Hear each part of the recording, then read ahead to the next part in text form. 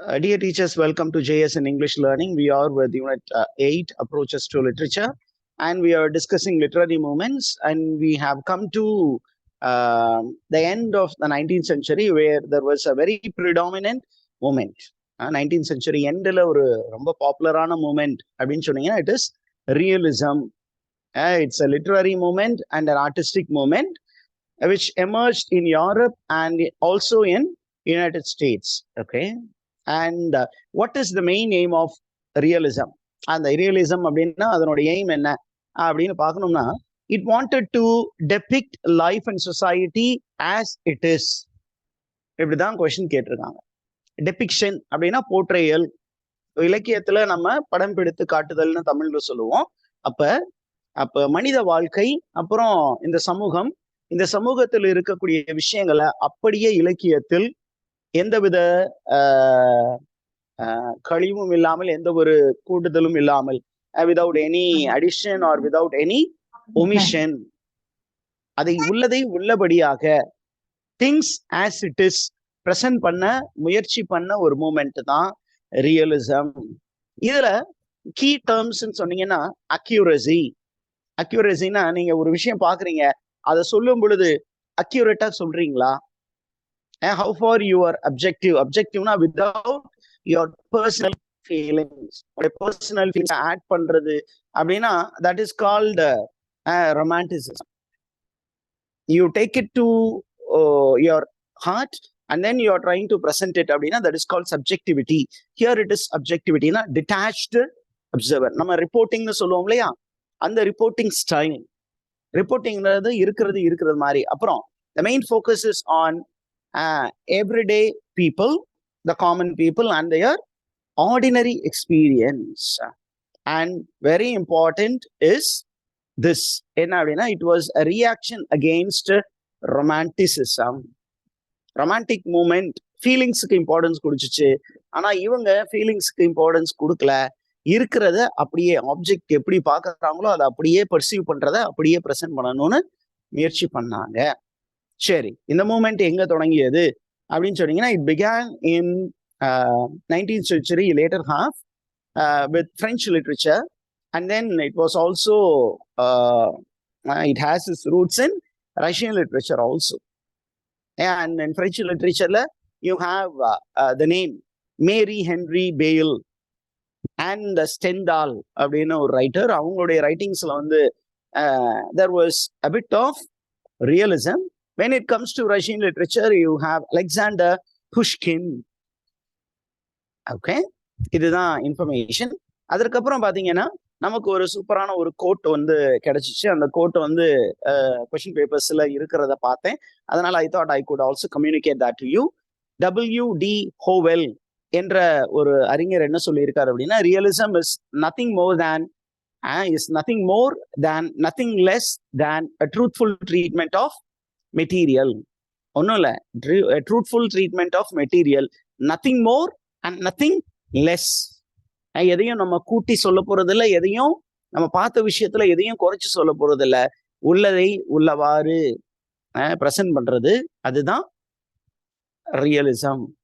இப்ப ரியலிசம் அப்படிங்கும் போது பிரெஞ்சு வேர்ல்ட்ல ரெண்டு பேருடைய பெயர்கள் அடிக்கடி இந்த மூமெண்டோட கனெக்ட் ஆகிருக்கும். They are called the proponents, the major contributors to the movement. சரி, இப்போ the French worldல யாரு அப்படின்னா, one is Gustave Flaubert, the second one is Henri de Balzac. Okay, Henri de Balzac and Gustave Flaubert. சரி, இங்கிலாந்துக்கு வந்தீங்கன்னா ரெண்டு பேர் ரொம்ப பாப்புலர். இந்த ட்ரெடிஷனல் நிறைய பேர் இருக்காங்க, பட் ப்ரொபோனன்ட், பயனியர்ஸ், அடித்தளமிட்டவர்கள் அப்படின்னு தமிழ்ல சொல்லுவோம். யாரு அப்படின்னு கேட்டீங்கன்னா, ஜார்ஜ் ஈலியட், இன்னொன்னு Charles Dickens.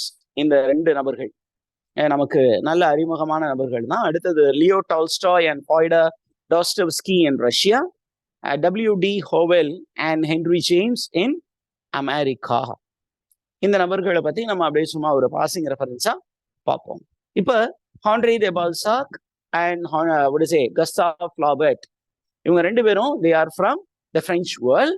And in that, Henri de Balzac was a person who inspired Charles Dickens. Okay. இன்ஃப்ளூயன்ஸ்ன்னு சொல்லுவோம் நம்ம கம்பேரிட்டிவ் லிட்ரேச்சர்ல. And Charles Dickens was influenced by the realism of Honore de Balzac. Note பண்ணி எங்கேயாவது வச்சுக்கோங்க. Okay. அப்ப ஒரு சராசரியான மனிதன், அந்த சராசரியான மனிதனுடைய வாழ்க்கையில இருக்கக்கூடிய பிரச்சனைகள், அதை அலசி ஆராய்ந்த இரு பெரும் ஜாம்பவான்கள் Gustave Flaubert, the other one is Honore de Balzac. அதற்கப்புறம் நமக்கு இந்த பால்சாக் அப்படிங்கிறவர் is called the father of French realism அப்படின்னு ஒரு இன்ஃபர்மேஷன் இருக்கு. அதற்கப்புறம் நம்ம கஸ்டாவ் ஃப்ளாபர்ட் அப்படிங்கும்போது he is very popular for this novel. என்ன நாவல்? மேடம் போவே. மேடம் போவே. இதனுடைய பப்ளிகேஷன் டீடைல்ஸ் எக்ஸாம்ல கேட்டிருக்காங்க, நெட் எக்ஸாம்ல கேட்டிருக்காங்க. தென் ஹாண்ட்ரி தி பால்சாக் அப்படிங்கும்போது he published a series of novels which are collectively known as La Comédie Humaine. Okay, La Comédie Humaine, which is a comprehensive portrayal of the French society. Okay, அந்த நாவல்ல அந்த சீரீஸ்குள்ள இருக்கக்கூடிய novels என்ன அப்படின்னு கேட்டீங்கன்னா, one is Pere Goriot, the second one is Eugene Gardet, and இந்த names இது இல்லாம நிறைய நாவல்ஸ் இருக்கு. I thought I could put these novels. அதற்கப்புறம் பாத்தீங்கன்னா you have in the English world, one is George Eliot, the other one is Charles Dickens. What are they known for அப்படின்னு கேட்டீங்கன்னா, their novels are elements of realism and social commentary. இந்த சமூகத்தில் நடக்கக்கூடிய விஷயங்களை பத்தி அலசி ஆராய்ச்சி கருத்து தெரிவிக்கக்கூடிய ஒரு நாவல்ஸா இருந்தது. And what did they do? They portrayed the complexity of the society and human nature. இதுல ஜார்ஜ் எலியட் அப்படின்னா, George Eliot is the pen name of Mary Ann Evans. இதுவும் செட் எக்ஸாம் 2010-11ல கேட்ட question. What is the real name of George Eliot அப்படின்னு கேட்டீங்கன்னா, it is Mary Ann Evans. And அவங்க எழுதின நாவல்ல பாத்தீங்கன்னா, she was looking into the moral and social issues. Particularly, her novels were rich in characterization and it had psychological depth. அவங்கள பொறுத்த மட்டும் she had a few principles. என்ன principles அப்படின்னா, number one, pursuit of truth must be moralistic and must be authentic. Okay, நீங்க உண்மையை தேடி போகணும். அந்த உண்மையை தேடி போகும் பொழுது அது மாரலிஸ்டிக்காவும் இருக்கணும், அத்தன்டிக் சர்ச்சாவும் இருக்கணும்னு சொன்னாங்க. அவங்க பாப்புலரைஸ் பண்ண ஒரு சில டேர்ம்ஸ், ரியலிசத்துல ஒரு சில டேர்ம்ஸ் ரொம்ப பாப்புலரா அவங்க பாப்புலரைஸ் பண்ண டேர்ம்ஸ் தான் இருக்கு. ஒன்னு வெரிசிமிலிட்யூட். What is verisimilitude means? True to reality. நல்லா எழுதி வச்சிருங்க. What is the meaning of the word verisimilitude? The meaning of the word verisimilitude அப்படின்னா, it is true to reality. அப்படின்னா that something which should be very close to real. Okay, very close to real. அடுத்த word பார்த்துக்கோங்க. It is called quotidian. Quotidian அப்படின்னு சொன்னீங்கன்னா, it is அந்த வேர்டுடைய etymology பாருங்க. quotidi அப்படிங்கிற word which means daily in Latin language. Okay, so something which is to do with daily happenings, the mundane happenings in life. அது அந்த மாதிரி தான் work எழுதணும் அப்படின்னு அவங்க சொன்னாங்க. இப்போ அவங்க எழுதின நாவல்ஸ் என்னென்ன அப்படின்னு கேட்டீங்கன்னா, Middlemarch and Adam Bede, which is a beautiful description of rural English life, which addressed the moral and social issue. நம்ம சார்ல்ஸ் டிக்கன்ஸ் சொல்லவே வேண்டியதில்லை. Charles Dickens is a master of novels, particularly master of realism in English. And what did he do அப்படின்னு கேட்டீங்கன்னா, with vivid characterization. Vividna very truthful. He was also presenting a social critic, and he was a critic of industrial England. He was a witness of industrial England, and all his novels were called Newgate novels. NEWGATE. பாருங்க என்ன நாவல் எழுதியிருக்காரு. நிறைய novels எழுதியிருக்காரு. நம்ம ஒரு few தான் இங்கே கொடுத்துருக்கோம். One is Great Expectation, published in 1861, and the hero is Pip, an orphan. And இந்த நாவல்ல the theme of social identity, class identity, and the consequence of wealth and social mobility. நம்ம கீழ இருந்து மேல போறோம் அப்படின்னா, எக்ஸ்கியூஸ் மீ, அதனால வரக்கூடிய problems வந்து இவரு அந்த நாவல்ல பிரசன்ட் பண்ணியிருக்காரு. அதுக்கப்புறம் இந்த நாவல் ஆலிவர் ட்விஸ்ட் நம்ம எல்லாருக்குமே ரொம்ப பரிச்சயமான ஒரு நாவல். The problem of orphans in Victorian England, அதை பத்தி ஒரு நாவல் எழுதியிருக்கு. அப்புறம் டேவிட் காப்பர்ஃபீல்டு அப்படிங்கிற நாவல் எழுதியிருக்காரு. டேவிட் காப்பர்ஃபீல்டு என்ன ஜானர்ல வரும்? within novel genre, what is the sub genre? Bildungsroman. It comes under Bildungsroman or coming of age novel. A character from immaturity becomes mature, and it is also considered to be a semi-autobiographical novel. David Copperfield. அதுக்கப்புறம் ரஷ்யால போனீங்கன்னா you have two important writers. One is Leo Tolstoy, the other one is Dostoevsky. அவங்க names பார்த்துக்கோங்க. Leo Tolstoy is known for his magnum opus. Magnum opusனா the great work. The great novel is the epic novel War and Peace, which is set in the backdrop of Napoleonic Wars. net examல அடிக்கடி கேட்கப்பட்ட question. இது வந்து complete realistic portrayal. அதற்கப்புறம் அவர் எழுதின நாவல் அப்படின்னா ஆனா கேரினினா, which explored the themes of love, morality, and the consequence of societal norms. அப்புறம் ஃபாய்டர் டாஸ்டவ்ஸ்கி.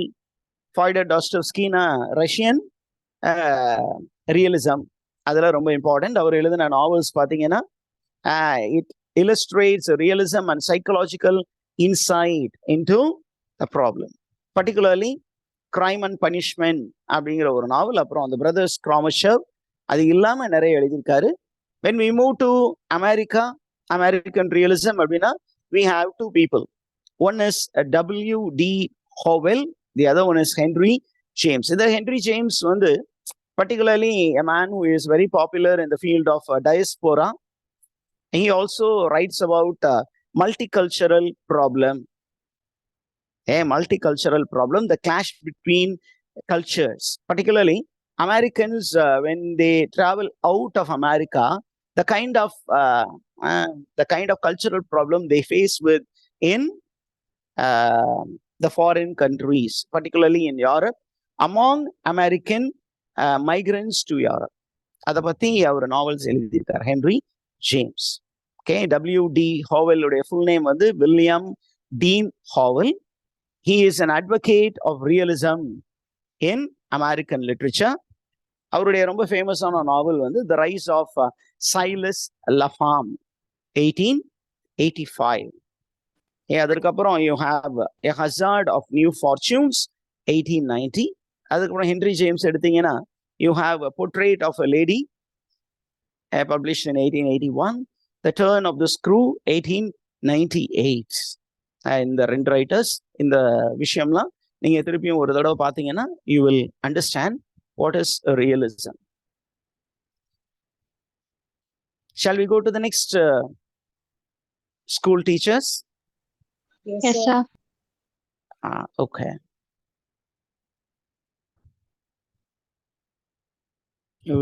What was the last number? So, okay, 20.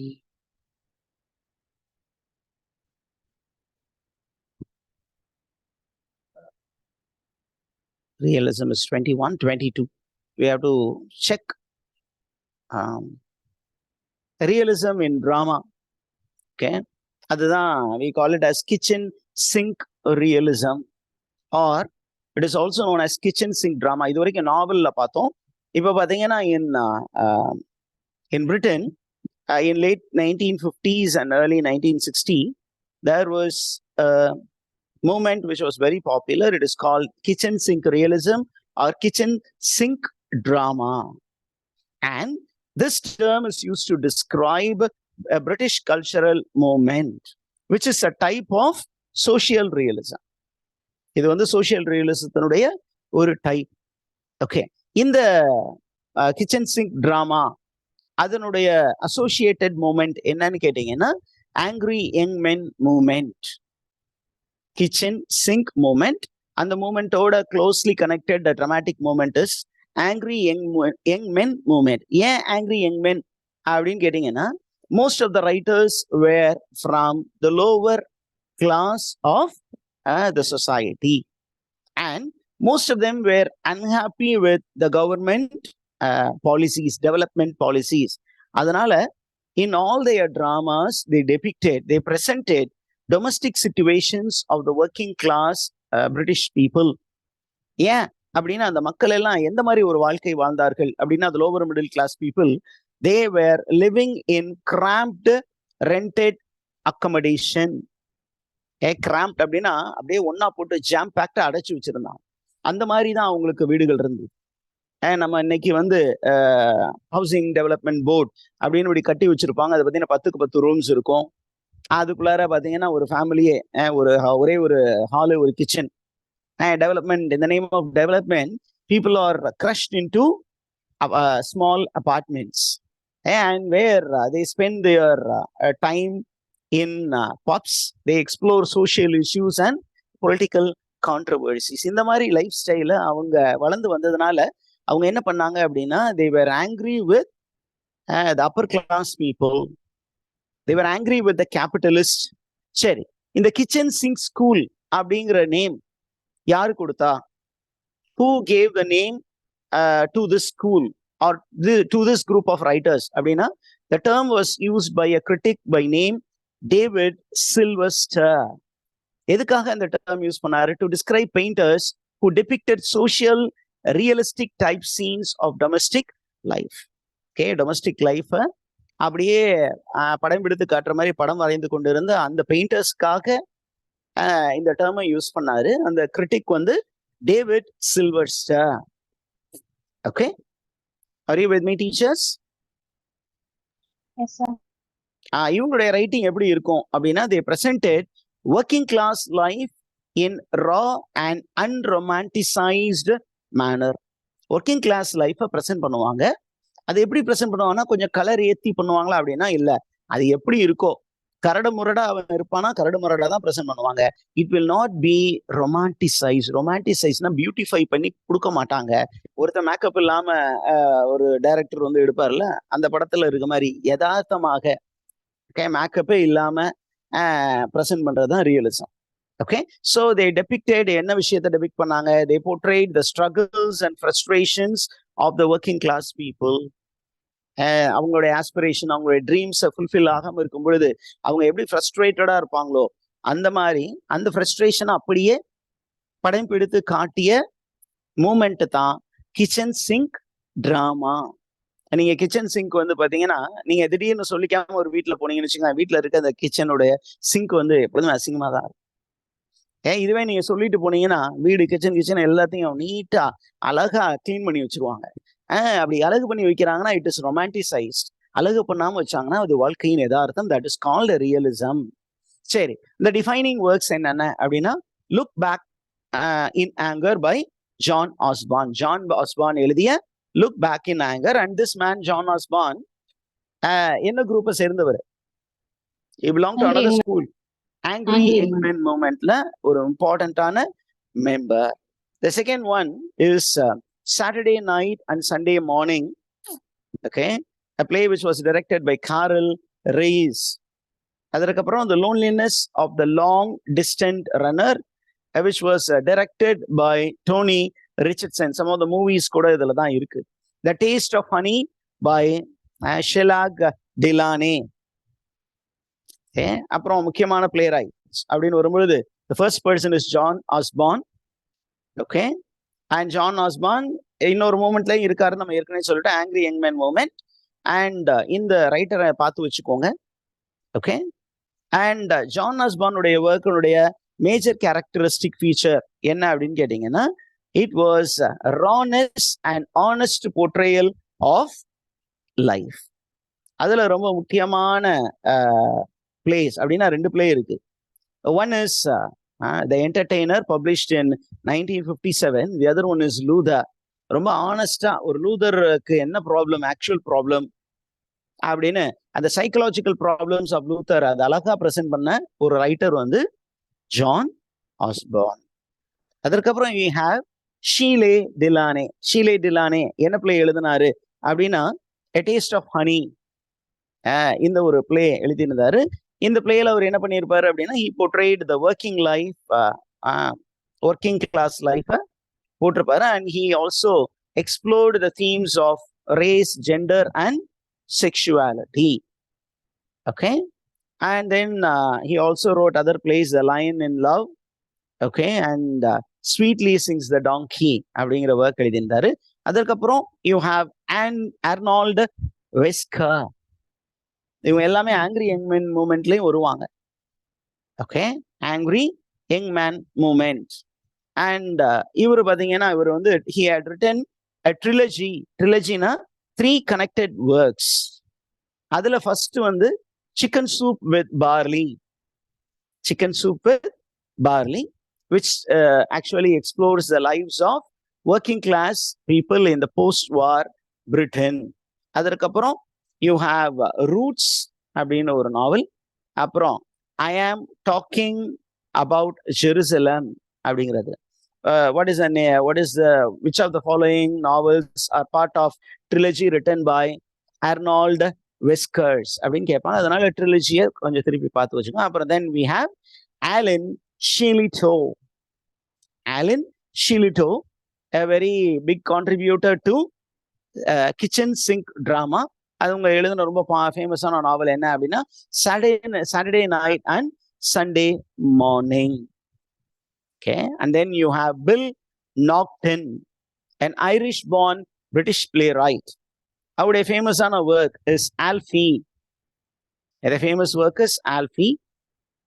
அதனுடைய ஸ்டோரி எல்லாம் கொடுத்துருக்கேன். நீங்க உங்கள்கிட்ட மெட்டீரியல் வந்தோன்னே you can go through it. Then you have Jeremy Sandford. He is best known for his television play எழுதின ஒரு writer. Kathy Come Home in the year 1966. Okay, what is the characteristic feature? ஏற்கனவே சொல்லியிருப்போம், இருந்தாலும் ஒரு kind of ரீகால்க்கு இது சொல்லிக்கலாம். The main focus of this drama, kitchen sink drama, was on the lives and the condition and the sufferings of the working class people. அவங்களுடைய problem ஏன் அப்படின்னா the mainstream drama did not focus on the sufferings of the ordinary working class people. Main drama அப்படிங்கும்போது capitalist drama. அதுல இந்த lower middle class people, upper middle class பீப்புளை பத்தி ஃபோக்கஸே இல்லை. ஆனா இவங்க என்ன பண்ணாங்கன்னா they want to present the problems of the lower class people. Then it presented the harsh realities of life. யாருடைய லைஃப் அப்படின்னா ஒர்க்கிங் கிளாஸ் பீப்புளுடைய life in post war Britain.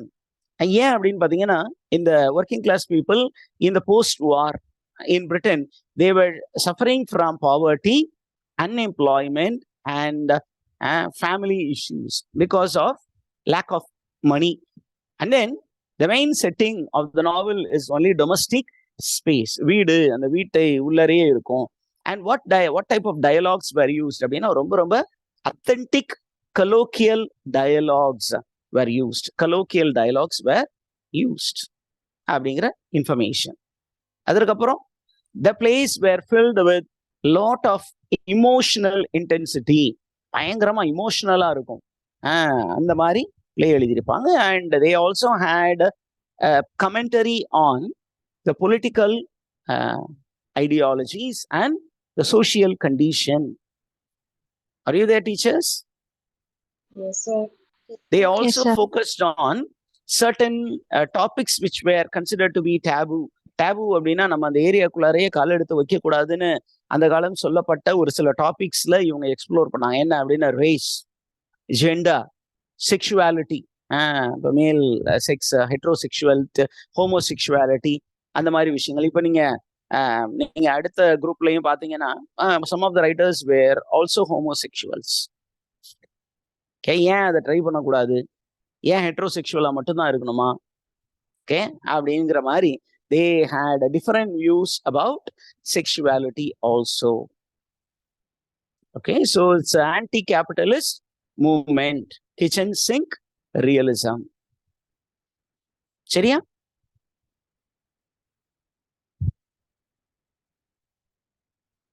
Do you have any serious doubts here, teachers?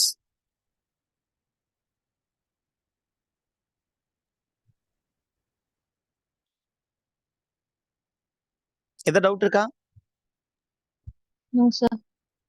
You don't have doubts. இப்போ realism பார்த்தாச்சு, kitchen sink பார்த்தாச்சு, file number 23, magical realism. Let's go to magical realism. Where is magical realism? Okay, see ya. ரியலிசத்துல ஒரு type, நம்ம realism என்னன்னு பார்த்தோம். இப்போ kitchen sink realism என்னன்னு பார்த்தோம். அடுத்தது மேஜிக்கல் ரியலிசம் பார்ப்போம். மேஜிக்கல் ரியலிசத்துக்கு அப்புறம் will go to social realism. I know we are close to half an hour duration, அந்த but we will close with magical realism, go have a break and get back. Okay, magical realism அப்படின்னு சொல்லும் பொழுது the term magical realism was coined by the German art critic, and the German art critic உடைய பேர் வந்து France ரா. எந்த டைம்ல அப்படின்னா இந்த அரௌண்ட் 1920s தான் அவரு இந்த டேர்மை காயின் பண்ணாரு. எதுக்காக காயின் பண்ணாரு? What is actual term in German அப்படின்னா இட் இஸ் மகிஷர் ரியலிஸ்மோஸ். அப்படிதான் நமக்கு வந்து ஜெர்மன் தெரியலன்னா அந்த மாதிரி ஏதாவது சொல்ல வேண்டியதுதான். எதுக்காக அப்படின்னா to describe a style of painting which combined realistic representation with elements of fantastic or magical, and the ரியலையும் மேஜிக்கையும் மிங்கிள் பண்ணி ஒரு புதுவிதமா பிரசன்ட் பண்ணாங்க. that is called magical realism, which they create a magical world which appears to be real. Are you with me, teachers? Yes, sir. Yeah. Particularly இந்த magical realism எங்க ரொம்ப பாப்புலரா இருந்தது அப்படின்னா இன் லாட்டின் அமெரிக்கா. ஏன் Latin அமெரிக்கால அது popular ஆச்சு அப்படின்னா, in Latin America the ordinary men were suffering under the clutches of imperialism and colonization, and capitalism was also having an upper hand in Latin America. அதனால தான் அந்த Latin American பேக்ரவுண்ட்ல தான் you have a theology called liberation theology, விடுதலை இறையியல் அப்படின்னு ஒண்ணு உருவானது அந்த பேக்ட்ராப்ல தான். அங்க மக்கள் ரொம்ப கஷ்டத்துல இருந்தாங்க. அப்ப இந்த கஷ்டமான ஒரு உலகிலிருந்து நம்ம வேற ஒரு கற்பனை உலகத்துக்குள்ளார போய் அங்க இந்த நிஜ உலகத்துல இருக்கக்கூடிய பிரச்சனைய அங்க சால்வ் பண்ண முயற்சி பண்ணுவாங்க. இட்ஸ் அ கைண்ட் ஆஃப் ஒரு நியூ ஹிஸ்டாரிசிசத்தினுடைய ஒரு பிரான்ச் தான் மேஜிக்கல் ரியலிசம். நம்ம பின்னாடி அதை படிப்போம். இப்ப இதுல ரொம்ப முக்கியமான writers, the magical realism is also a kind of a narrative technique. நேரட்டாலஜிலையும் வரும் மேஜிக்கல் ரியலிசம். இப்ப இந்த மேஜிக்கல் ரியலிசத்தை ரொம்ப அதிகமா பயன்படுத்தினது யாரு? who popularized the usage of magical realism அப்படின்னா ரெண்டு பேரு நேம்ஸ் அடிபடும்.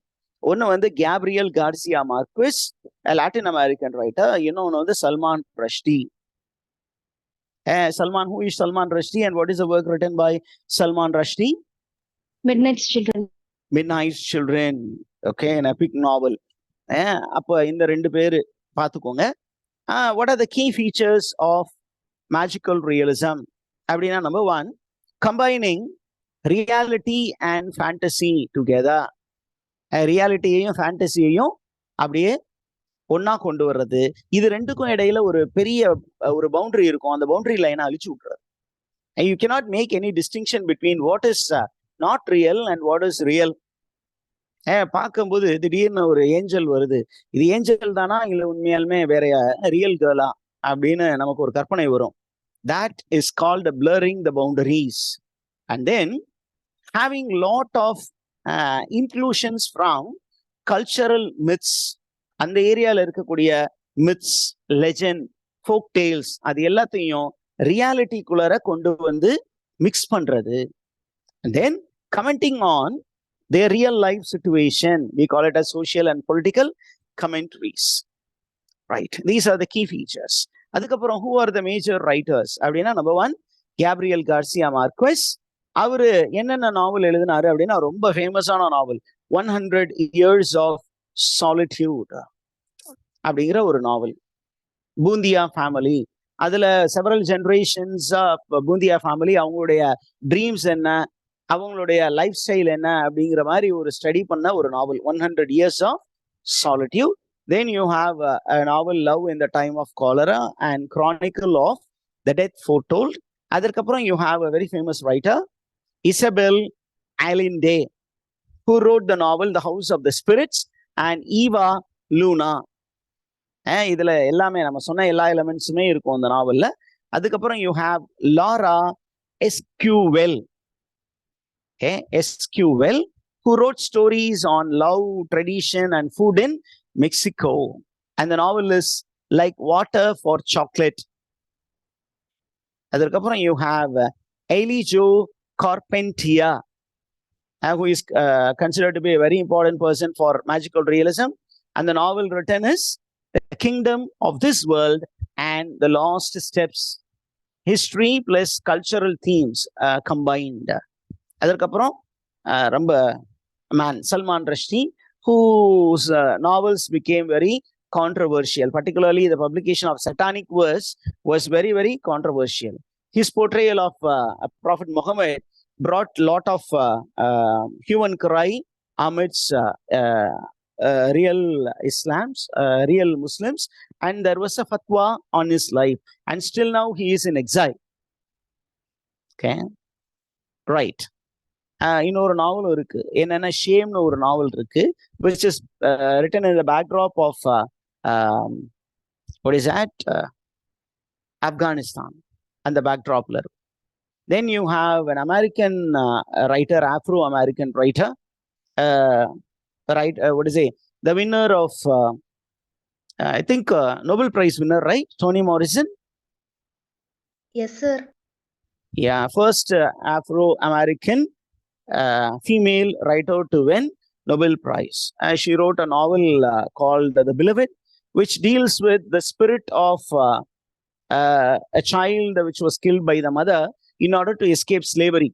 அந்த குழந்தையும் வந்து ஸ்லேவரிக்குள்ளார மாட்டி விடக்கூடாதுன்னு she attempts to kill her 3 children, but she ends up only killing the newborn baby. And the newborn baby's spirit torments the mothers and the house. And the child வந்து எப்படி எக்ஸார்சைஸ் பண்ணாங்க அப்படிங்கிறது தான் அந்த நாவல். A very interesting novel by Toni Morrison. That is called magical realism. Okay, so realism plus magical elements which are clubbed together. Okay, with that we will